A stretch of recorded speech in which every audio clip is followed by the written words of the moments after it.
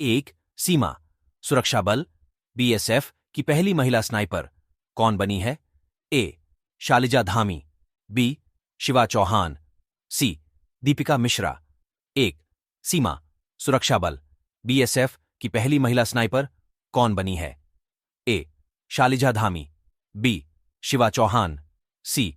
दीपिका मिश्रा।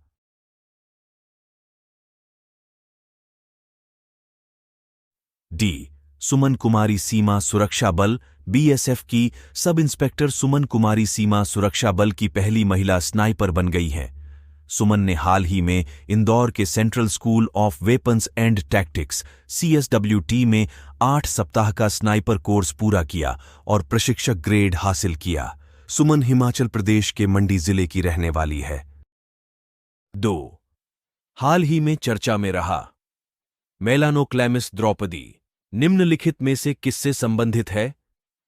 ए. Malaria रोधी दवा, B. एक समुद्री प्रजाति, सी. कैंसर रोधी दवा, D. Exoplanet.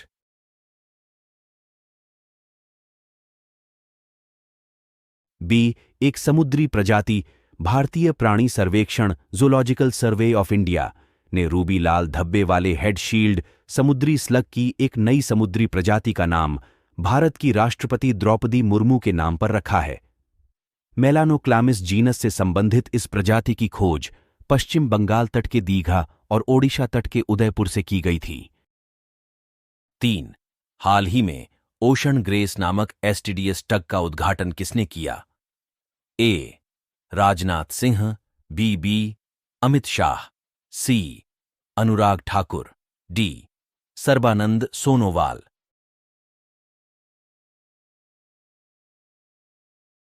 D. Sarbananda Sonowal. केंद्रीय पत्तन, पोत परिवहन एवं जलमार्ग मंत्री सर्बानंद सोनोवाल ने हाल ही में ओशन ग्रेस नामक सिगसाटी बोलार्ड पुलटग और मेडिकल मोबाइल यूनिट MMU का उद्घाटन किया।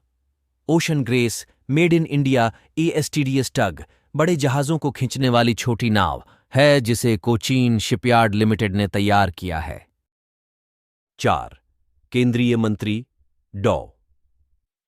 मनसुख मंडाविया ने आयुष ICMR उन्नत केंद्र का शुभारंभ कहां किया? ए. नई दिल्ली, बी. अहमदाबाद, सी. Kolkata, D. Chennai.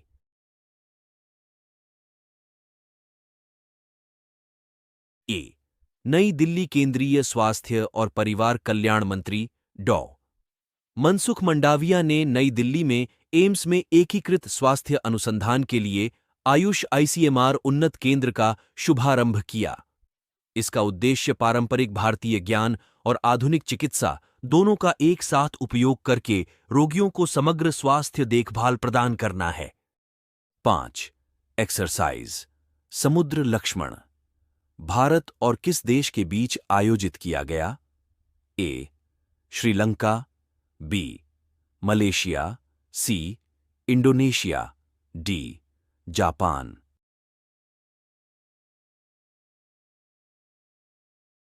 B. Malaysia. Samudra Laksamana समुद्रा लक्ष्मणा अभ्यास हाल ही में विशाखापत्तनम के तट पर भारत और मलेशियाई नौसेना के बीच आयोजित किया गया। यह भारतीय नौसेना और रॉयल मलेशियाई नौसेना के बीच एक संयुक्त नौसैनिक अभ्यास है। यह इस अभ्यास का तीसरा संस्करण था। 6. ग्लोबल रिसोर्सेज आउटलुक रिपोर्ट किसके द्वारा जारी की जाती है? A. UNIP, B. World Bank, EEC, NITI Aayog, D. World Economic forum.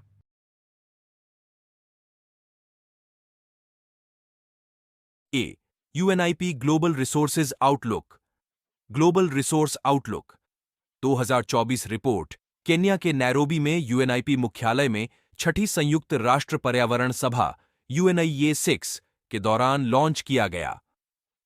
यह संयुक्त राष्ट्र पर्यावरण कार्यक्रम UNIP के अंतर्राष्ट्रीय संसाधन पैनल की प्रमुख रिपोर्ट है।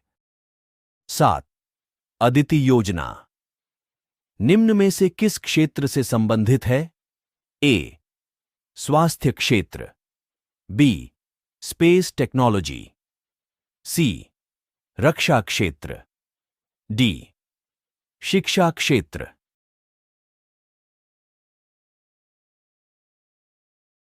सी रक्षा क्षेत्र। रक्षा मंत्री राजनाथ सिंह ने नई दिल्ली में डेफकनेक्ट 2024 के दौरान महत्वपूर्ण और रणनीतिक रक्षा प्रौद्योगिकियों में नवाचारों को बढ़ावा देने के लिए अदिति योजना ADIT स्कीम की शुरुआत की। योजना के तहत स्टार्टअप रक्षा प्रौद्योगिकी में अपने अनुसंधान, विकास और नवाचार प्रयासों के लिए 25 करोड़ रुपए तक की अनुदान